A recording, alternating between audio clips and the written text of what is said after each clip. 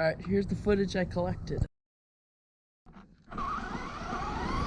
Okay, picking up speed, full speed, and sharp turn,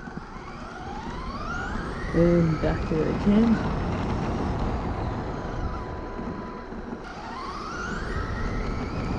Another run. Sharp turn, whoa, and I almost hit the car there.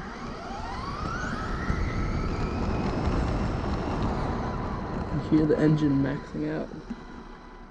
Kinda crazy.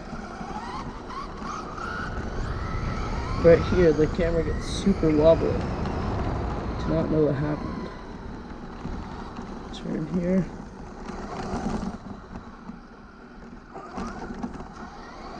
And jump.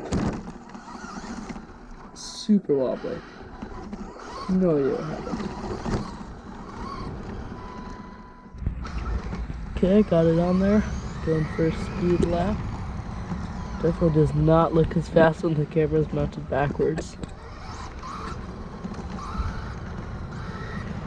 It is still pretty fast though.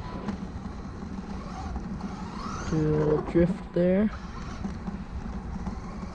And can do the jump and then I tip over. Full speed into the jump and tip over again. Not land that one.